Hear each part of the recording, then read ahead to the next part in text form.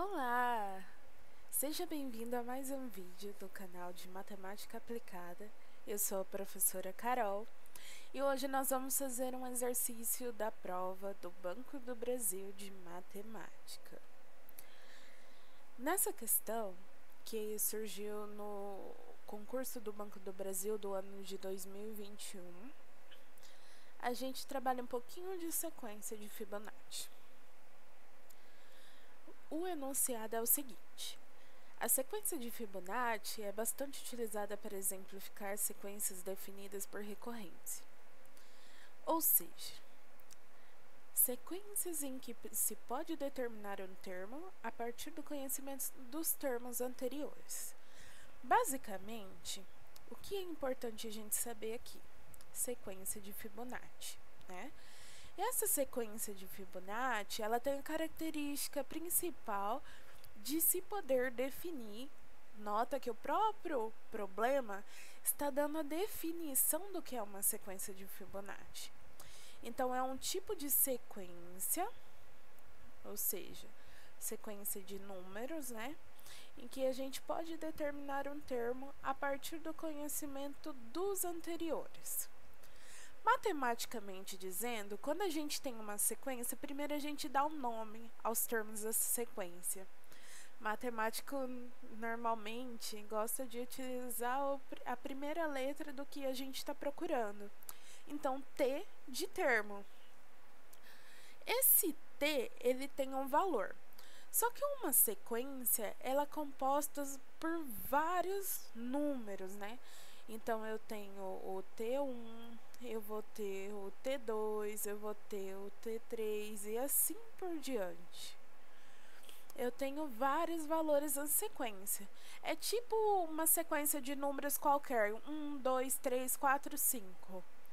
Cada número eu preciso associar a algum termo geral. E é esse termo geral que é representado pelo T1, pelo T2, pelo T3, né? O T vem do nome, ele é o termo, né? Agora, o que está aqui embaixo, que é o que a gente chama de índice, ele é a posição do número, ou seja, é a posição desse valor da sequência. Então, nota, imagina que eu quero o termo lá na posição 10, né? A representação dele vai ser T, como é a posição 10, o índice embaixo vai ser 10. Agora, como a gente quer escrever um termo geral, que a gente não sabe exatamente a posição, normalmente a gente dá algum tipo de letra para essa posição, né? Essa posição não necessariamente é escrita como uma letra só, ela pode ser uma funçãozinha. Então, é aqui que entra essa definição de sequência de Fibonacci, que ele fala em que cada termo ele é escrito como T de termo. A posição n mais 2 é igual o termo da posição n mais 1 mais o termo da posição n. Agora, de outra forma, que é a forma geral que foi definida no exercício, isso significa que, se eu quero uma determinada posição, eu preciso olhar para os dois termos anteriores. Então, digamos que eu quero descobrir quem que é o T3. Eu tenho que olhar para os dois anteriores e somar. Então, se eu quero saber o valor de T3, eu olho para os dois anteriores, que nesse caso é o T1 e o T2. E como que esse T3 ele é definido? Pela definição, ele é T1 mais T2. Ótimo! Agora, se eu tenho um termo geral, normalmente eu dou uma funçãozinha para as posições para conseguir qualquer termo, definir qualquer termo no caso, né? Então, no caso da sequência de Fibonacci, escreve-se que Tn mais 2 é igual a Tn mais 1 mais Tn. E desse modo, podemos obter qualquer termo conhecendo os dois anteriores. E agora entra o exercício. Ele quer que a gente determine qual que é o termo de 2021 da sequência de Fibonacci. Só que a gente só tem conhecimento do termo da posição 2018 e o termo da posição 2020. E aí ele pergunta qual que seria a definição desse termo 2021. Bem, pela definição de Fibonacci, se eu quero determinar qual que é o termo de uma determinada posição, eu olho para os dois anteriores. Então, se eu quero o termo 2021, eu tenho que olhar para o termo da posição anterior, que é o termo da posição 2020, mais o termo da segunda posição anterior. Então, os dois anteriores, né? É o 2020 e o 2019. O 2020 foi dado, a gente conhece. Então, carinha feliz aqui, que a gente tem esse valor.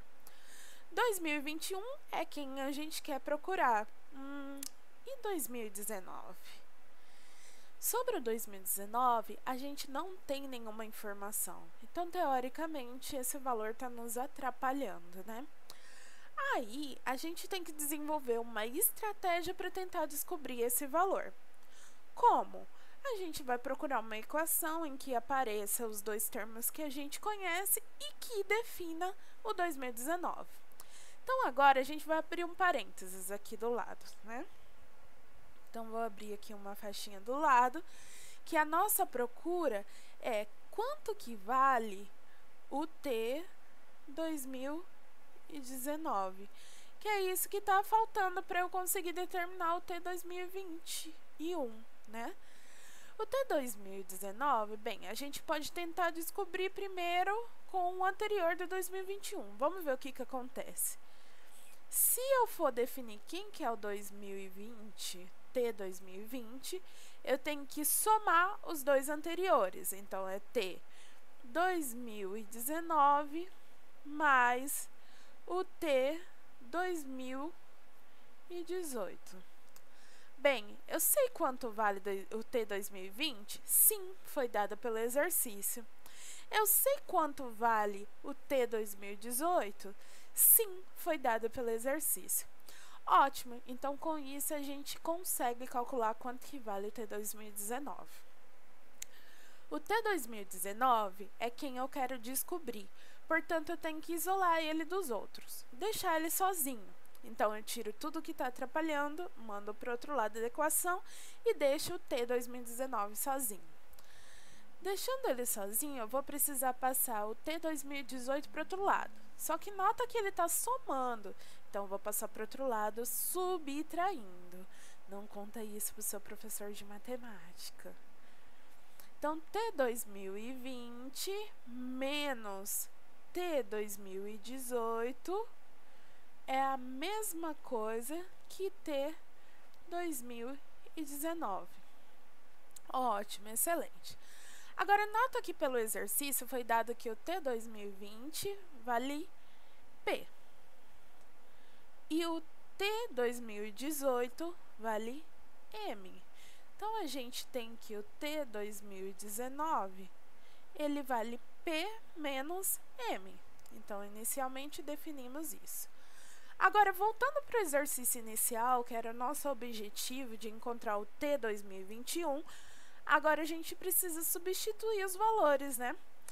T 2020 foi dado pelo exercício. Isso vale P, de pato. Agora, quanto que vale o T 2019? Somando, vou escrever entre parênteses para não acontecer nenhum erro, né? O T 2019 nós encontramos que é a mesma coisa que P menos M. Agora, preciso observar que aqui do lado do parênteses tem o mais. Esse mais, ele é um sinal e tem que ser distribuído em cada um dos termos dentro do parênteses, né? Aqui entra aquela regrinha de sinal. Como não tem ninguém do ladinho do P aqui, a gente considera que ele é positivo. Mais com mais vai dar mais. E o próximo tem um negativo no M. Então, mais com menos vai dar menos. Isso é a mesma coisa que P, mais com mais dá mais, P de novo. Agora, eu vou fazer chuvinha aqui. O mais com menos vai dar menos M. P com P são coisas iguais, eu consigo juntar. Se eu tenho P mais P, então eu tenho 2P. tiro M. Agora a gente olha em qual opção tem esse valor. E a opção é a letra E, que é a resposta desse exercício.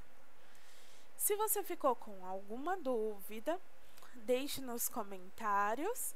Se gostou, você curte e compartilhe com os amigos, porque conhecimento bom é conhecimento compartilhado.